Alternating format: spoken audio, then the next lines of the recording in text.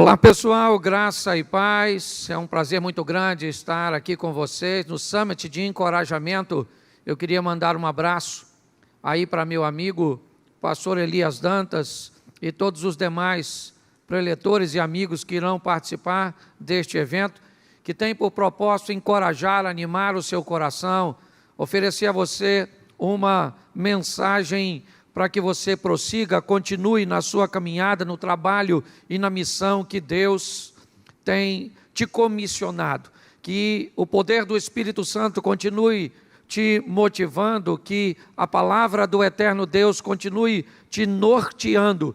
E para mim, que eu vou falar num contexto de família, que a sua casa, que a sua família, que o seu casamento e que toda a sua estrutura familiar coopere e seja um ambiente onde você renove suas forças, suas esperanças, que seja um oásis para te acolher depois de um momento de adversidade e te arremessar novamente a cumprir o propósito que Deus tem colocado no seu coração. Sei que nesse ambiente estou falando em diversos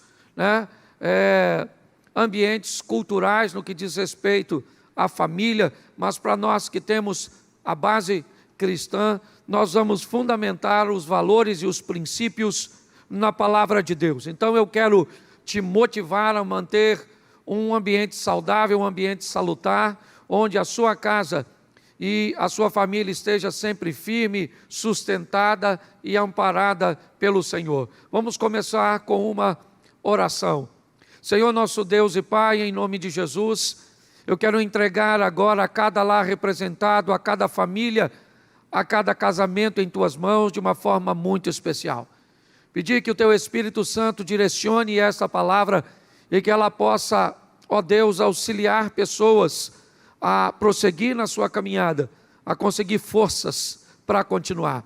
Abençoa, ó Pai, ao que nós te pedimos neste momento, crendo no Teu agir, em nome de Jesus. Glória a Deus. Bom, eu quero usar um texto por base de Gênesis, capítulo de número 12, no verso de número 3, é o momento em que Abraão está recebendo o seu chamado, sendo convocado por Deus, e o verso 3 diz assim: e abençoarei os que te abençoarem, e amaldiçoarei os que te amaldiçoarem. Em ti serão benditas todas as famílias da terra. Esta é a direção dada por Deus a Abraão, de que a sua história seria um sucesso. É muito importante entendermos que o que Deus está falando aqui não tem a ver apenas com Abraão, mas tem a ver com aquilo que virá depois dele, as próximas gerações. Algo que começaria nele de uma forma pequenina, casado com uma mulher que era estéril, e que aparentemente tinha poucas condições de se tornar algo grande. Deus direciona para o futuro deste homem uma grande nação, um ambiente de bênção, não apenas para eles, mas para todas as famílias posteriores a eles. Baseado nisso, nós vemos que, e eu quero abrir um parênteses para mostrar a você, que todas as instituições e tudo aquilo que é muito importante para Deus, também é um alvo muito forte, ou na tentativa do maligno de derrubar, de destruir. Eu quero destacar aqui 3 instituições que têm sido extremamente perseguidas pelo mal, que o mal tem combatido de uma forma muito ferrenha.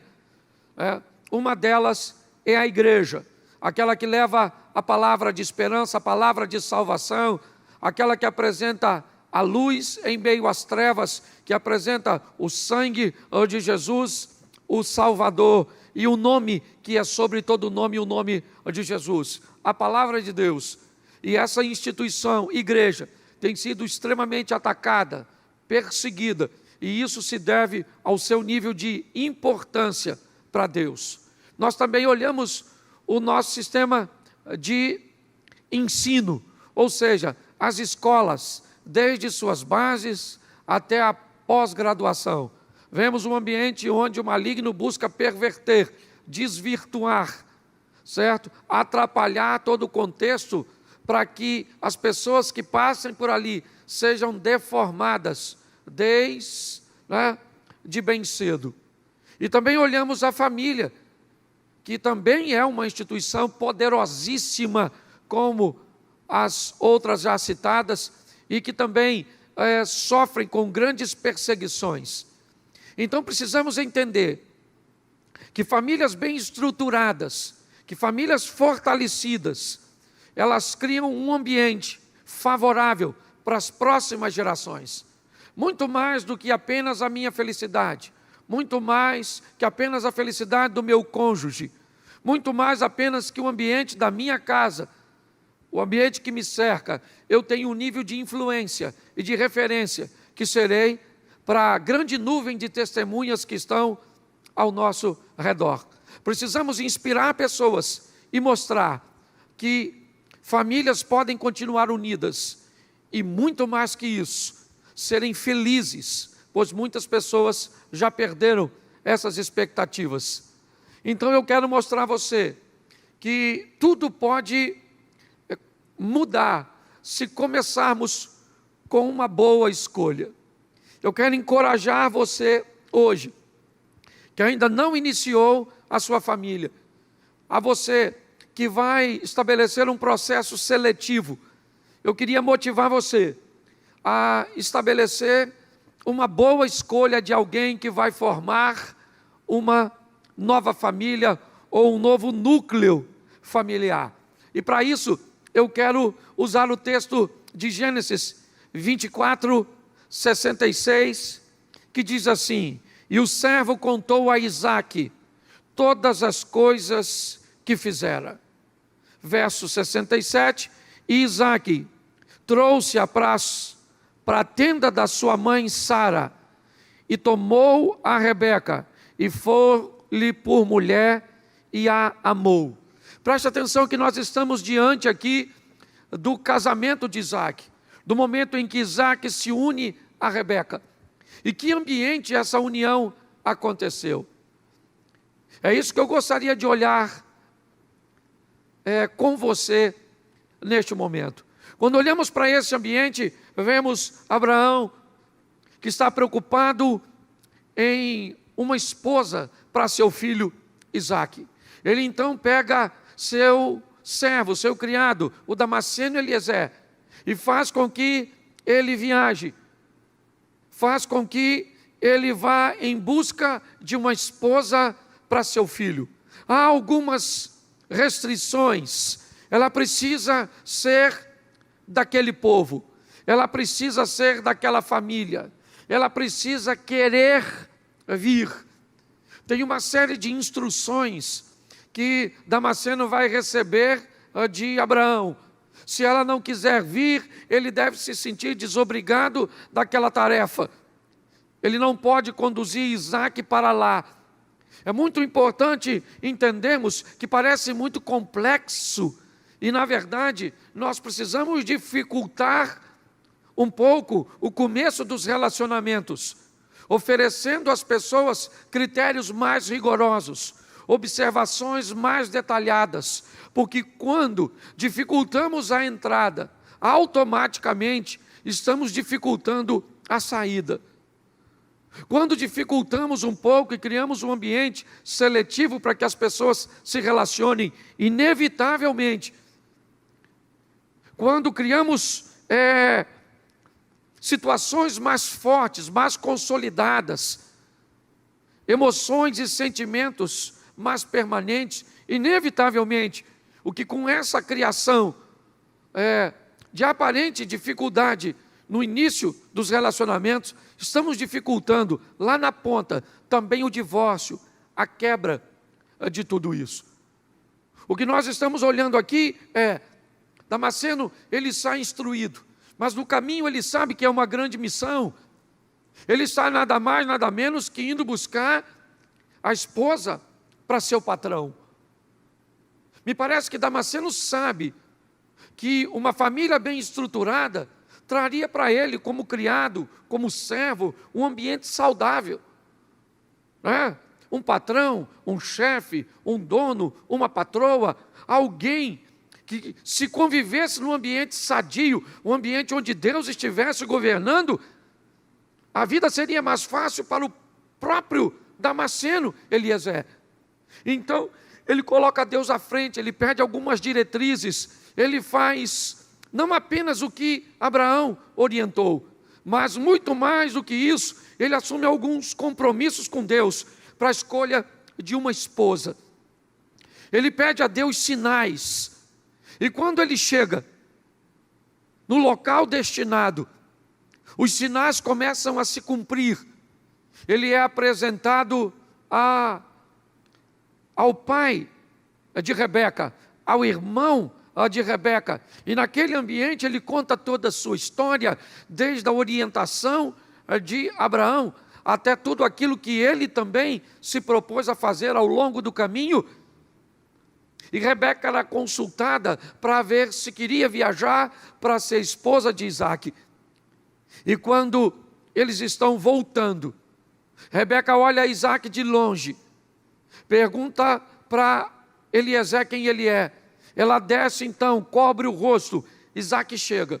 E a primeira coisa que Isaque vai fazer é bater um papo com o Damasceno Eliezer.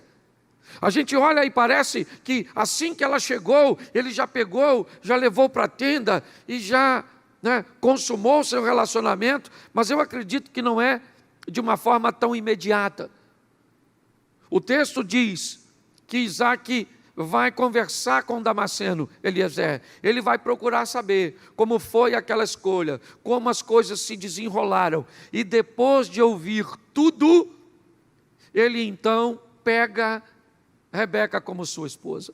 É muito importante colocarmos isso no nosso contexto atual, pois muitas pessoas não dão muito importância para esse processo de seleção, observam apenas pela aparência, ou por algum conjunto de situações e de emoções que são muito frágeis ao longo de todo o desenrolar de uma união. A primeira coisa que eu quero deixar aqui para vocês, do encorajamento, é olhar esse ambiente onde começar as coisas de forma certa ou de forma correta pode te ajudar bastante, ok?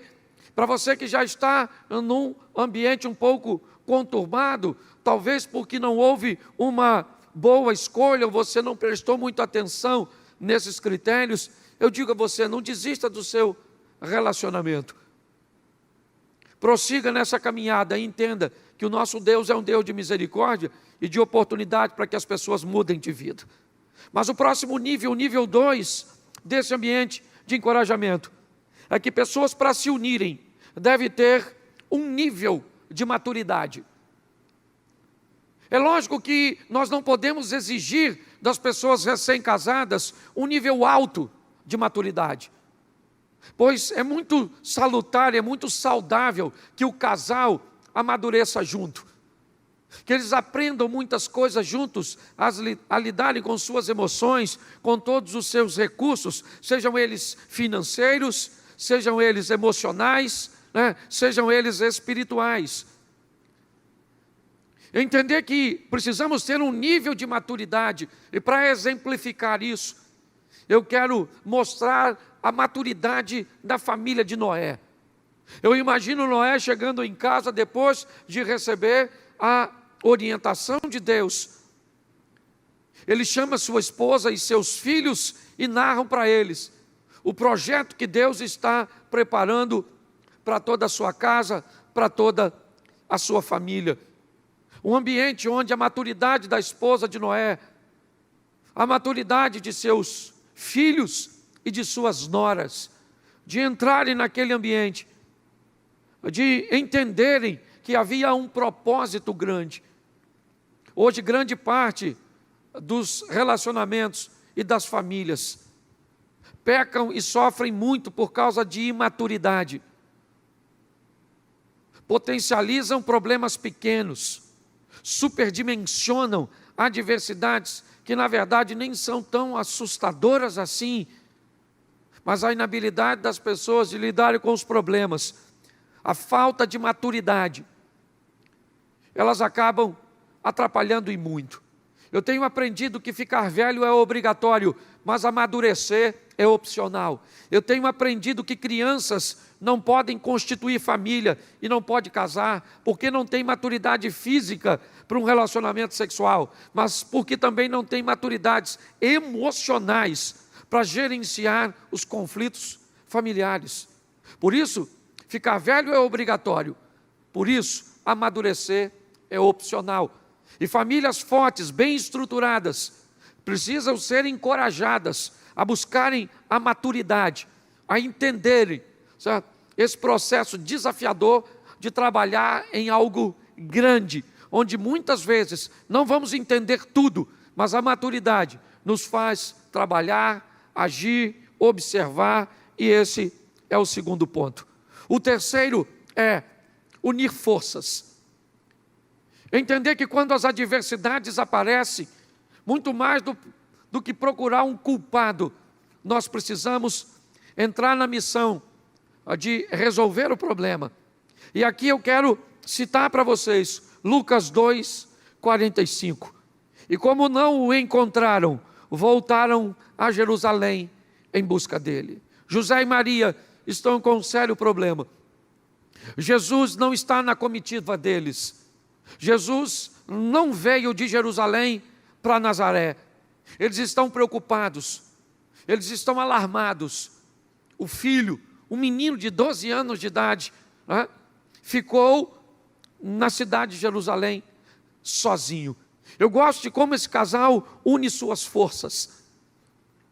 Muitas famílias e muitos relacionamentos, quando um problema aparece, ao invés das pessoas se unirem, elas se dividem para dizer quem é o culpado, se dividem para dizer quem errou, se dividem para dizer que se tivesse sido feito de outra forma, as coisas teriam acontecido diferente. Mas eu entendo que uma família precisa unir forças para resolver problemas. Quando eles se encontram e descobrem que Jesus não está ali, os dois se unem, abandonam a comitiva, voltam os dois para Jerusalém com o propósito de achar Jesus, de localizar Jesus. Eu queria encorajar você hoje como família, seja qual for o seu problema, seja qual for a sua adversidade, aprenda a não se separar, a não se degladiar, a não buscar um ambiente de acusação, por mais negligente que uma das partes tenha sido. Isso não vai resolver seu problema. Talvez corrigir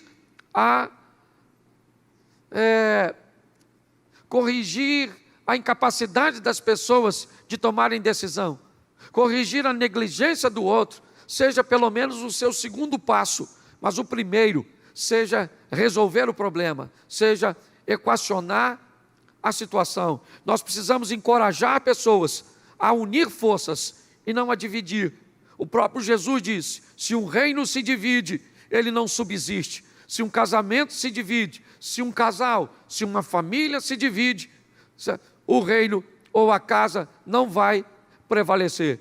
Então fica aqui para você, certo? Unir as forças para encontrar uma solução. José e Maria voltam para Jerusalém e juntos procuram Jesus por 3 dias, até acharam no templo e conduziram para casa. Eles tinham um problema e juntos eles resolveram. Quarto ponto que eu quero encorajar você é criar na sua família um ambiente agradável, um ambiente saudável, um local onde as pessoas gostem de frequentar. E eu quero usar como exemplo a postura da família de Jó. O texto diz em Jó 1,4 que os filhos de Jó iam na casa um dos outros para fazerem banquetes. Eles convidavam suas 3 irmãs para comerem e para beberem com eles. Note que nesta família nós vemos a construção de um ambiente agradável. Provavelmente os filhos de Jó eram diferentes uns dos outros, como são os nossos. O ambiente familiar de cada casa era regido de uma forma, por um líder, por uma mulher que era dona da casa, mas o texto diz que isso tudo era quebrado, e que as festas eram feitas, e que todos estavam lá, e que havia um ambiente agradável, um ambiente onde as pessoas podiam viver em harmonia, apesar de suas diferenças. Eu queria encorajar você a criar na sua casa, na sua família, um ambiente agradável para seus filhos, um ambiente agradável para suas noras, um ambiente agradável para seus pais, para seus sogros, um ambiente onde as pessoas possam frequentar, talvez não de forma demasiada, talvez não de forma tão intensa, mas que seja um ambiente onde haja alegria, onde haja paz, onde haja felicidade. E para fechar, eu quero deixar aqui um lar e encorajar você a muito mais do que ter herdeiros, porque para ter herdeiros basta apenas ter o nosso DNA. Para ser herdeiro basta apenas estar no nosso testamento. Uma caneta ou uma prova de sangue pode definir o seu herdeiro, mas eu quero usar o Salmo 127, verso 4. Como flechas na mão de um homem poderoso ou de um valente, assim são os filhos da mocidade. Bem-aventurado o homem que enche dele as suas aljavas. Não serão confundidos, mas falarão com seus inimigos à porta. Preste atenção, porque esse texto fala em não termos apenas herdeiros, mas sucessores. Sermos como mola propulsoras, que vamos arremessar a próxima geração. Aqui citada por filhos, é verdade, porque estamos no contexto de família. Mas por que não arremessar os jovens? Por que não arremessar os casais? Por que não arremessar as famílias? Por que não arremessarmos os cristãos para um outro nível, para uma outra fase, para serem melhores do que nós fomos, chegarem mais longe do que nós chegamos, fazerem coisas mais intensas do que nós fizemos? Nós estamos aqui para encorajar você, não simplesmente por uma palavra qualquer, mas pela palavra de Deus. Não para dizer que você vai conseguir fazer tudo isso sozinho, mas você tem o poder do Espírito Santo. Você tem os céus que podem ser acessados através de seus joelhos, de seus lábios. Grandes adversidades nós enfrentamos ao longo da caminhada, porque trabalhamos resguardando as 3 instituições poderosíssimas: igreja, família e sistema de ensino. Estamos combatendo sobre todo esse sistema de ensino pecaminoso. Estamos impulsionando as famílias a exercerem um grande sistema de educação dentro da sua própria casa. A escola não educa, a escola ensina, a família educa.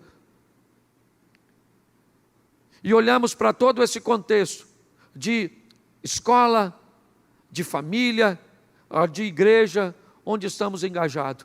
Eu quero encorajar você a prosseguir. Eu quero dizer a você que em Cristo somos mais do que vencedores, e que aquele que nos colocou nesta obra é suficientemente poderoso e fiel para que ela se cumpra. Não esmoreça o seu coração. Saiba que você não está nessa luta sozinho. Saiba que você pode ser um canal de oração para orar por todos nós, e nós sermos um canal para orarmos por vocês. Prossiga. Um grande abraço a todos os corajosos, um grande abraço a todos os valentes, um grande abraço a todos vocês que têm sofrido por amor de Cristo, que têm empenhado a sua vida em ajudar pessoas, em treinar pessoas, em encorajar pessoas a prosseguir na caminhada de fé. Um grande abraço a todos vocês. Fiquem com Deus, porque nessa caminhada nós não vamos vencer. Nessa caminhada nós já vencemos. O nosso general é o Todo-Poderoso. Deixa eu fechar com uma oração. Pai, em nome de Jesus, que essas palavras não se percam, ó Deus, e que possamos estruturar e guardar a nossa família. Ajuda-nos, ó Deus, abençoa cada casamento, a cada lar. Eu quero repreender divórcio, adultério, pornografia, pedofilia, homossexualidade, falência financeira, violência doméstica e tudo aquilo que tem destruído as famílias. Devolva credibilidade às pessoas. É o que eu te peço, Senhor, e que teu Espírito continue conosco, em nome de Jesus, amém. Um grande abraço a todos, que Deus abençoe a todos vocês, graça e paz.